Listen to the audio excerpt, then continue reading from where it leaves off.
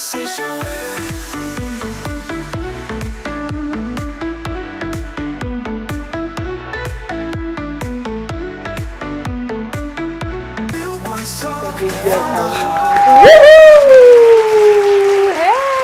Oh my goodness. Hello and welcome to the big conversation.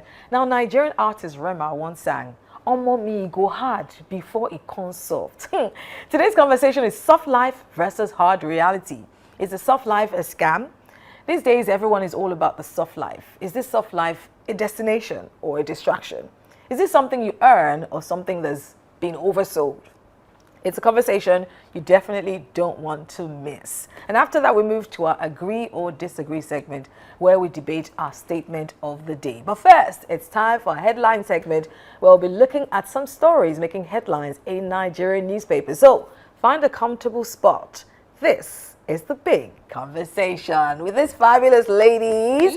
Hello and happy Monday. Happy Monday. Woo! Happy New Week. right? That's Nigeria, exactly. Happy New Second. Happy New Minute. What did you get up to over the weekend? I just want to say thank God for life because As a my new son mom. nearly matched my whole body. But I mean, I'm just grateful. To be honest, I'm grateful. I tried to rest. Yeah, I I know. tried my possible best, and then church, and just trying to sort out a few things for the house. But I think it was a fair weekend. Right. How about you, Funela? I know Funela just lost lost my her grandma. grandma. Oh my God. It's celebration of 94. life. The riches in the family. 94. The family. There's definitely longevity in Funela's family because she has I another know. grandma who's over 100. Yes, Wow. she's 93. Wow, 94. How does it Yes. feel? Okay, so I mean, she lost her husband like about 48 years ago. Wow. I think that she really tried. She did well. I just felt like, and because she's also old, so you're also thinking about, do you know more? Exactly. I think that's a yes, because you Yes, have yes. to. In this part of the Celebrate world, her. we celebrate when Yes. an elderly Yes. person dies. So And she there's did all the well, expenses. for someone that was there for you, I really, that grandmother was a giver. She was, one thing I will always remember about her is the food, because, She can cook. yes, of course. She was a head chef in a chain of hotels, yes. She said, of course, because I know as a grandmom, Yes. that's not what my grandchildren say about me. They not said, of course, because She would give me my smoked turkey, and she was very elegant. that's good. May her soul rest. Thank you. In So we perfect were peace. at, that was what we did the weekend, Yeah. planning, I can imagine. going It's to so the expensive. hospital. Burials are expensive. Yes. Just like weddings. Yes. True. Very expensive. But anyway, all right, let's look at some headlines very quickly. And I think I'll start with mine. Okay. Mine is this headline talking about the bandit ambush of police patrol team in Oyo State, where unfortunately an inspector was killed. And this happened on the 24th. Which was, I think that was on Saturday, where suspected armed bandits ambushed a police patrol team in Oyo State, resulting in the death of a police inspector. And this happened at the Budo Masalasi border post area. And it took place at 1:30 p.m., which for me was the interesting thing. Broad daylight. Yes, broad daylight on Saturday while the team was on routine patrol. This is the second, attack that's going to happen in Oyo State. And that for me is why we've been long saying we cannot sit here and be saying what was happening in the north is just, it's not, obviously, is obviously starting to move closer. So, than we because some of these bandits are pastoralists, they move from one They're place nomads, to the other. yes. So they are nomads, yes. So when you are taking decision, in Katsina negotiating with bandits, are you thinking about the implication of these people leaving your state and moving somewhere else? Yeah. Because whatever decision you take in your state, It's going to affect everybody it's going to affect else. everybody. For sure. They may be your clan members, they may be your kids and kings, but what about us? Absolutely, Yeah. and that's Yes. why for me it's important to call a spade a spade. spade, Let's stop, putting makeup on what is very Yes. dangerous and The eventually nomenclature. exactly, because I mean, just like Funlola said, you've said, you've empathized with them in your own Yes. region. Yeah. They're still, but you have not focused on the crime that they are committing. Yes. They're going to move like they are nomads. They're going to Yes. move now. They are moving to this part of town. I mean, I was trying to figure out who are these people. These, of course, a lot of them are still unknown, but we know that a lot of them are coming from the north, Yes. northern part Allegedly. of Nigeria. Yes, allegedly. But the crime, once we don't focus on the crime, they're going to continue to perpetrate this crime. They may move from Nigeria. another, from which somewhere, is what you we're know. seeing happening. And in fact, I see the effect on that this has on people. I was speaking with she's a young teacher in like a school in Ojo, and she was just telling me how on her way to work, like literally on the street of the school, she was robbed. Right? They just came, it was just 2 men came, showed her a gun and asked for all her things. And, you know, same thing happened. Yes, in Ibadan. Same thing happened to another co-teacher, you know, a few days ago. And I'm like, how is this happening in broad daylight? And she was just expressing her fear that if they are killing police officers, if they are killing people high and mighty, if they are kidnapping, you know, one officer who is the common man that cannot be affected. So, I mean, these things definitely have the effect on the Nigerian, the common Nigerian. And if we don't see, you know, the government taking steps, we've spoken about state policing, we've spoken about putting, you know, policemen at the borders to actually do their job. If we don't see the actions, then truly a lot of people will still continue to walk with that fear mindset. I know in Oyo State we have a relatively new Oyo State Commissioner of Police, Femi Haruna, and has ordered an immediate manhunt for the perpetrators. They say that preliminary findings suggest some of the attackers also sustained gunshot injuries, so it was a battle. The person that died, I like to name people, especially when they've lost their lives defending the country. Inspector Aliu Oluwole, may so rest in peace.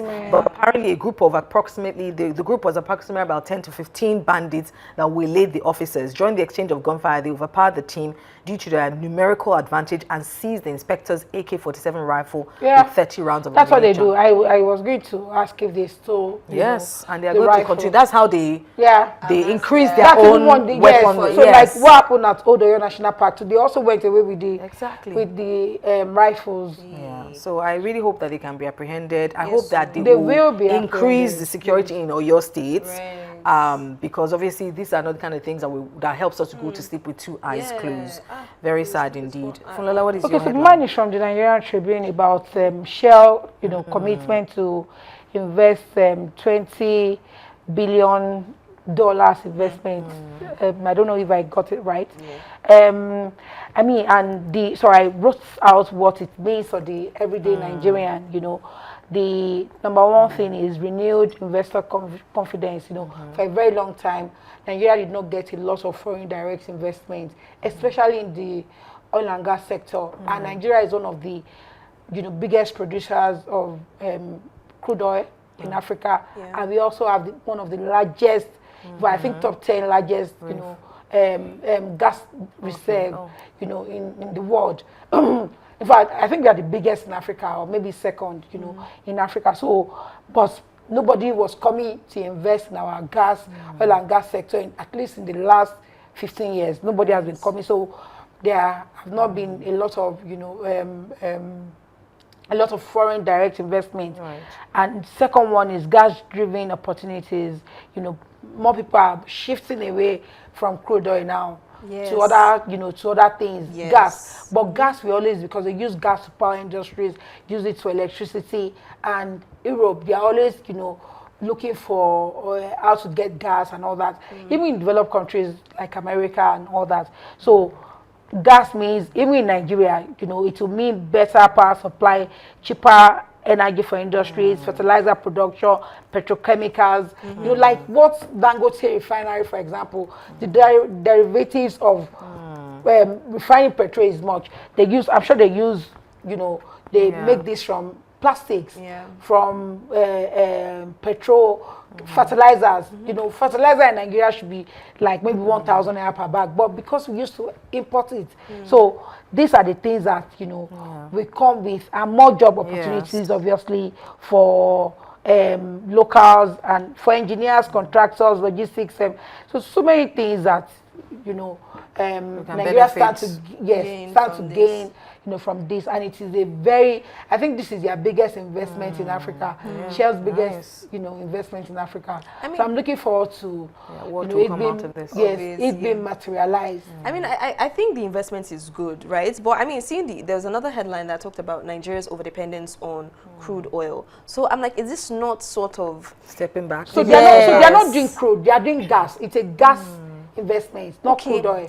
I feel like if maybe because I mean over the years, okay, yes, we've you know capitalized on the crude oil that we have, and to be very honest, I don't know that we properly tapped into it as we should have. Now, if to say we as well diversified into our other untapped natural resources, coal, gold, and maybe focused as much as on those resources as much as we focus on crude oil, maybe Nigeria will have like a lot more wings to fly as well. So but because gas is what everybody uses, not oil, so people are not buying crude oil as they used to buy now. And coal is being what's it called? People who are in sustainable renewable energy, they are speaking against coal. No, so coal may not, but even gold, it's not as gas is something that everybody in different ways. But in different. So, but more people use gas. There are different things that you can use it for, and it is not like crude oil.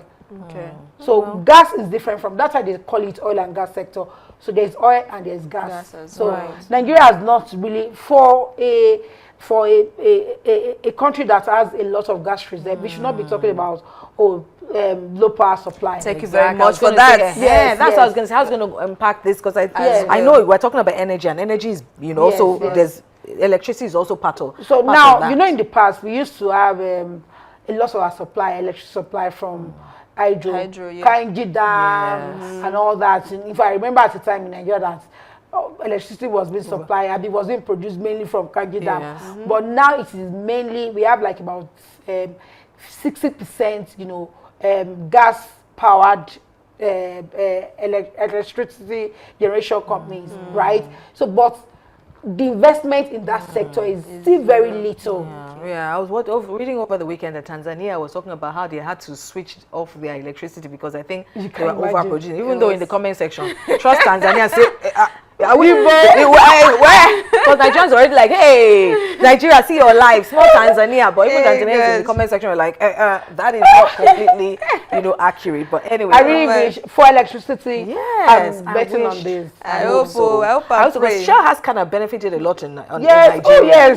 So I mean, they ought to give back. They ought to give back. So it's a business for them. They are not giving. They are not doing it for free.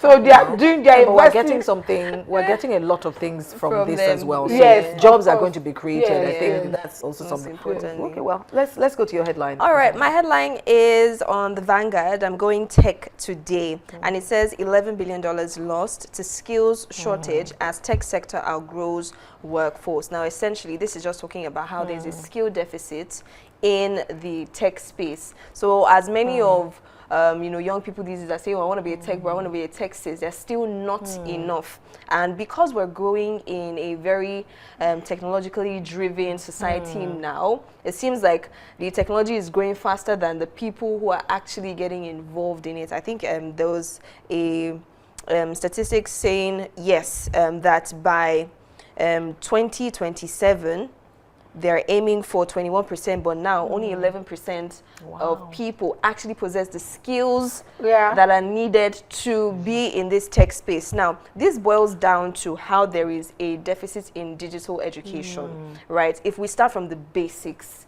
right? Public schools, private schools, how many teachers can operate computers? How many students know how to, make use of these softwares, let alone now going to learn all the complicated UI, UX, back-end coding and all of those things. So I think this is probably a wake-up call.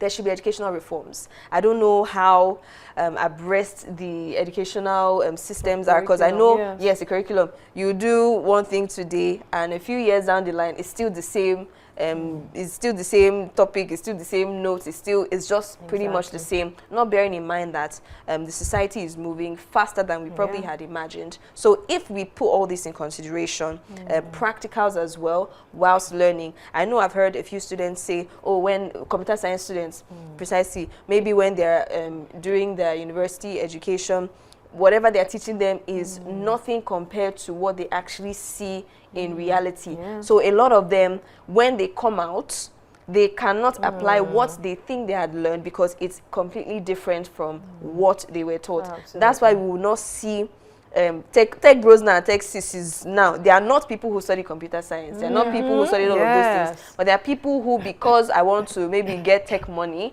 that they teach themselves or learn online or learn completely differently, that they start doing these things. Right. Just to add to, some of the causes of this major issue. For example, I'm seeing that Nigeria ranks 105th globally and 12th in sub-Saharan Africa in global skills proficiency, and there are also approximately 20 million children out of school, still out of school. Also by 2027, an estimated 69% of global companies are expected to adopt AI. For example, MTN, I know already that they're already, adopting AI, which could displace 85 million jobs while creating 97 million new ones. Roles for which much of the current workforce is unprepared. How much are we preparing the young people for the, are we still talking, you want to be a doctor, you want to be, is that what we're still saying? Then also the brain drain was not underrate the amount of, and I think that's a big conversation on its own, how much trouble Jackpot has caused to us as a country. It has caused a lot of our smart, great minds. Look at, I've spoken about it before, that in hospitals, in healthcare, a lot of doctors, you see some specialists, maybe they are the only ones that, in their field, maybe we have only in Nigeria, maybe we have only, I'm just saying, maybe 1 or 2 cardiologists in Ibadan, for example. Or maybe anesthesiologists, we're talking about how there's only 10. God, it's ridiculous. Yes, it's bad and it's sad, and we need to. Government needs to. Yes, people are relocating. Government now needs to. What do we need to do? So what they are trying to now do is that so they would train. So they've expanded the training capacity of medical schools in Nigeria to absorb the the bleeding. So let's say that they used to train 100 in Oyo State before. They've given them like 120. Students more. Maybe that's 220. They know that all of the 220 cannot go at the same time. So if 100, will go, at least 120 will remain. So they've increased, even in nursing schools, they've increased the training capacity. And I think NGOs also do whatever you can to make sure young people are getting the tech. So if you go to a lot of public schools, they don't have a computer there. The one computer there is in one room where someone has locked it. People are also looking for soft things to do like this. That's our conversation. Live a soft life. On that note, that's it for the headline segment. When we get back, we'll be tackling the topic, soft life versus hard reality, from social media timelines filled with vacations, luxury, brunchies, and aesthetic lives to the everyday reality of bills, hustle, and survival. We're asking this morning, is this soft life mantra just another way of encouraging laziness and lack of effort? Fulola is already like, well, stay tuned. Want to hear your reactions in the comments, or see your reactions in the comments as well. So share this link, get anybody you think who has a strong, mindset about this topic as well to come in and share with us in the comment section. Don't go away.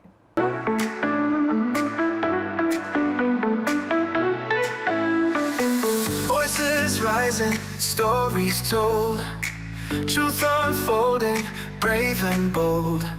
In this space we speak our mind, different views all intertwined. It's the big conversation where the real ones talk. From the heart of the nation we all take that walk. Through the fire, through the facts, we don't hold back. It's the big conversation.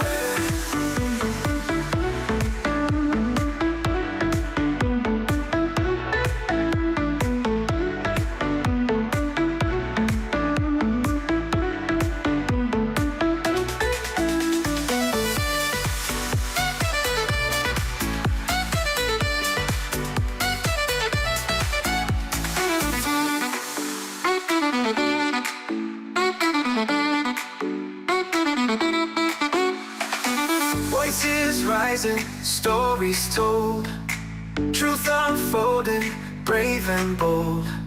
In this space we speak our mind, different views all intertwined. It's the big conversation where the real ones talk.